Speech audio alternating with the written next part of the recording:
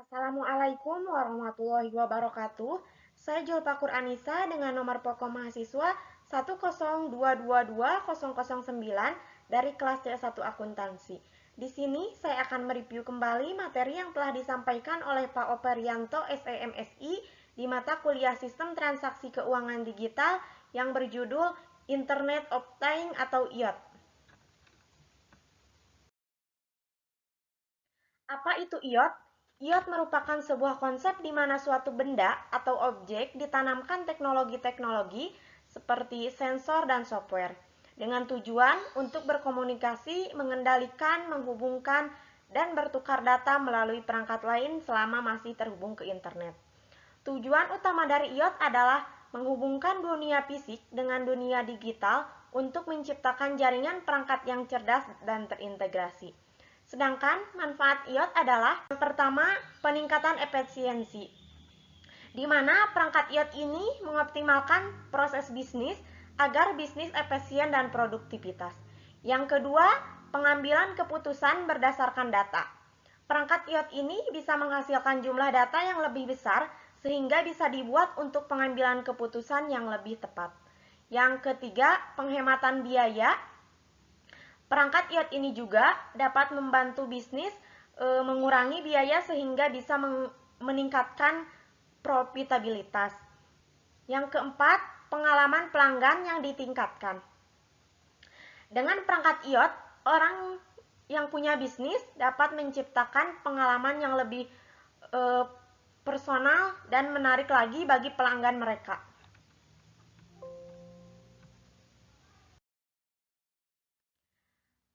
Yang selanjutnya, cara kerja IoT.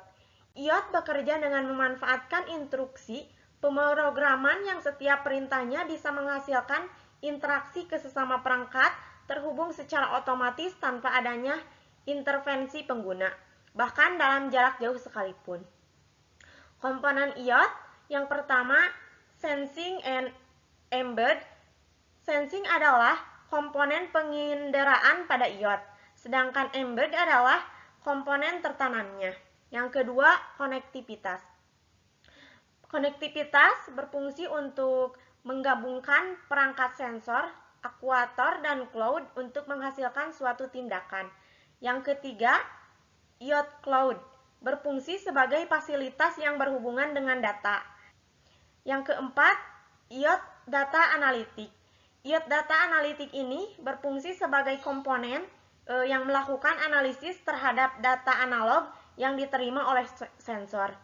Yang terakhir, perangkat dan interface. Perangkat dan interface ini tampilan yang akan dilihat melalui suatu perangkat yang akan menjadi alat kontrol IoT bagi pengguna.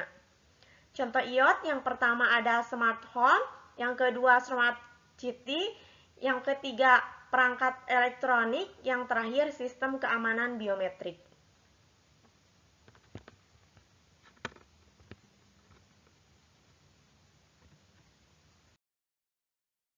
Selanjutnya ada risiko dan tantangan IoT. Pasti di mana ada kelebihan pasti ada kekurangan. Contohnya di IoT ini memiliki risiko dan tantangan. Yang pertama, risiko keamanan dan privasi. Banyak perangkat IoT yang rentan terhadap peretas dan ancaman cyber lainnya yang dapat membahayakan keamanan dan privasi data sensitif. Yang kedua, masalah interoperabilitas yang menyulitkan perangkat tersebut untuk melakukan apa yang disebut komunikasi mesin ke mesin. Yang ketiga, kelebihan data. Perangkat IoT juga menghasilkan data dalam jumlah yang besar yang dapat membebani bisnis yang tidak siap menanganinya. Yang keempat, biaya dan kompleksitas. Penerapan sistem IoT bisa jadi mahal dan rumit sehingga memerlukan investasi besar pada perangkat keras, perangkat lunak, dan infrastruktur.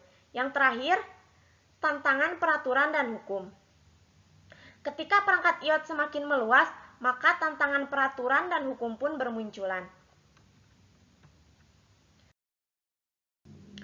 Yang terakhir ada masa depan IoT.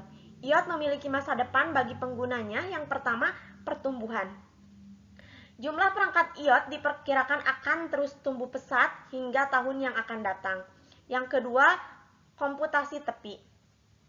Komputasi tepi ini menjadi semakin penting bagi IoT karena memungkinkan data diproses dan dianalisis lebih dekat ke sumber data sehingga bisa meningkatkan waktu respon. Yang ketiga, kecerdasan buatan dan pembelajaran mesin. IA dan pembelajaran mesin ini sangat penting juga bagi IoT karena dapat digunakan untuk menganalisis sejumlah besar data yang dihasilkan oleh perangkat IoT dan mengekstraksi wawasan yang bermakna. Hal ini dapat membantu bisnis mengambil keputusan yang lebih cepat dan tepat. Yang keempat, blockchain. Teknologi blockchain ini sedang dieksplorasi sebagai cara untuk meningkatkan keamanan dan privasi di IoT, sehingga dapat meminimalkan kerentanan keamanan data. Yang terakhir ada keberlanjutan. Keberlanjutan ini juga menjadi pertimbangan yang semakin penting bagi IoT, karena sebuah perusahaan mencari cara untuk mengurangi dampak lingkungannya, supaya dapat digunakan secara optimal dan meningkatkan keberlanjutan di berbagai industri.